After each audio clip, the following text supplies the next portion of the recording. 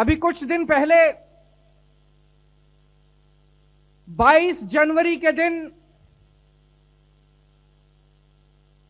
अयोध्या में श्री राम लल्ला जी का प्राण प्रतिष्ठापन किया गया। ये पूरे देश के लिए, पूरे विश्व के लिए एक बेहद गर्व की, खुशी की और बधाई की बात थी। चारों तरफ लोगों ने खूब उत्सव मनाया।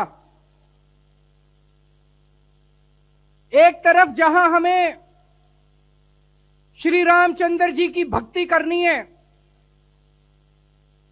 दूसरी तरफ हमें उनके जीवन से प्रेरणा लेकर उनके संदेश को अपने जीवन में ढालने की कोशिश करनी है।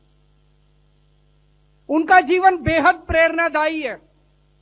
तमाम किस्से हैं उनके जीवन से जो हमें संदेश देते हैं त्याग का, बड़े से बड़े त्याग का, प्यार का, मोहब्बत का।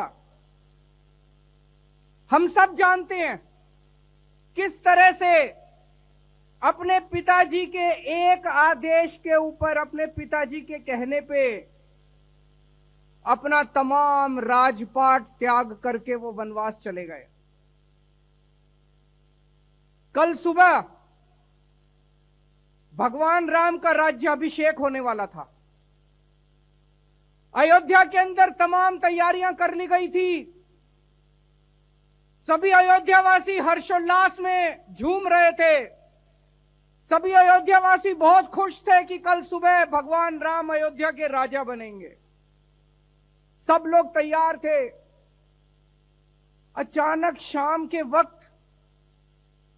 भगवान राम के पास संदेशा आता है कि दशरथ जी आपको अपने कमरे में बुला रहे हैं।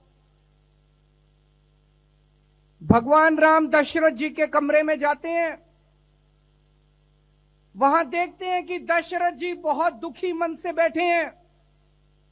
माता कैकेयी उनके पास है। कमरे में घुसने के बाद माता कैकेयी उनको बोलती है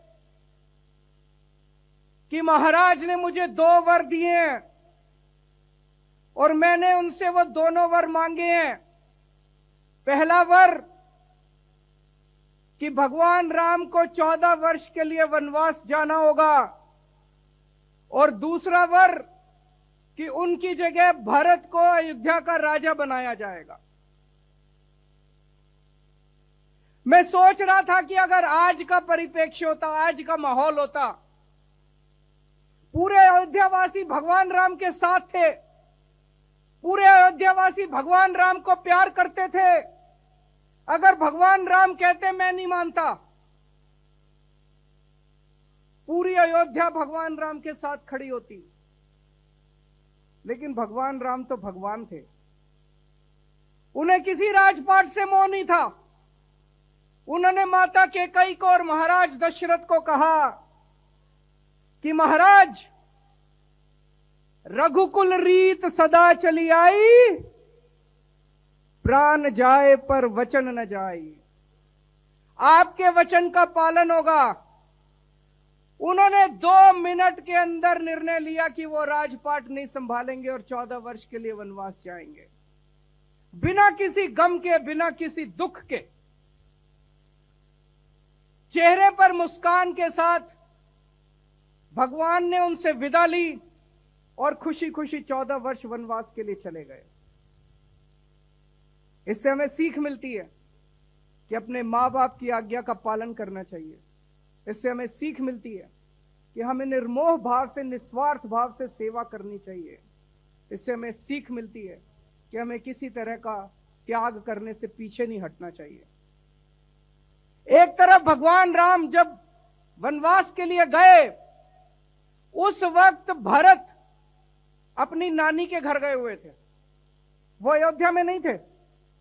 जब भरत लौट के आए और उन्हें पता चला कि उनकी माता कैकेयी ने महाराज दशरथ को कह के भगवान राम को 14 वर्ष के लिए वनवास भेज दिया,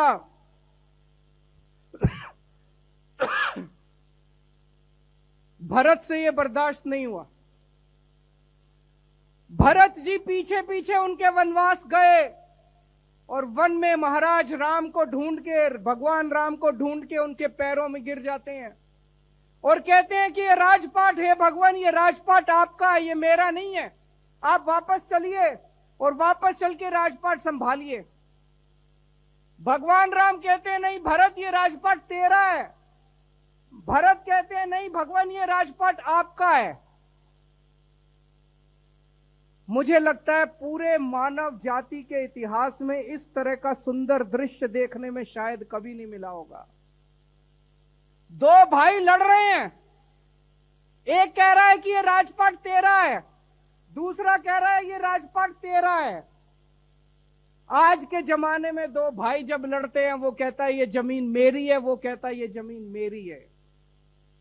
इस तरह से, इस तरह का सुंदर दृश्य पूरे मानव जाति के इतिहास में कभी देखने को नहीं मिला होगा। और उसके बाद भरत भगवान राम की खड़ाऊं लेके वापस आ जाते हैं, सिंहासन पे उनकी खड़ाऊं रखते हैं कि भगवान राम के आदेश पे और उन्हीं के नाम से राजपाट चलेगा। आजकल के जमाने में क्या होता है, एक बाप है, बहुत बड़ा सेठ है, उसके दो बेटे हैं, बाप की मौत हो जाती है, दोनों बेटों में झगड़े शुरू हो जाते हैं। उनकी जायदाद को लेके, जमीन जायदाद को लेके दोनों बेटों में झगड़े शुरू हो जाते हैं। दोनों बेटे अपने आप को भगवान राम का चेला मानते हैं, भगवान राम का शिष्य मानते हैं, और दोनों भाई लड़ रहे हैं आपस में, कोर्ट में, कचहरी में, आपस में लड़ रहे हैं दोनों भाई, ये जमीन मेरी, ये जमीन मेरी। दोनों ने राम नाम का दुपट्टा ओढ़ रखा है। आसमान में अगर भगवान राम बैठे होंगे तो टप टप आंसू बहा रहे होंगे, ये कैसे मेरे भक्त आ गए जो मेरा संदेश भी नहीं मानते। हमें भगवान राम के जीवन को अपने जीवन में ढालना है, उनके संदेश को अपने जीवन में ढालना है।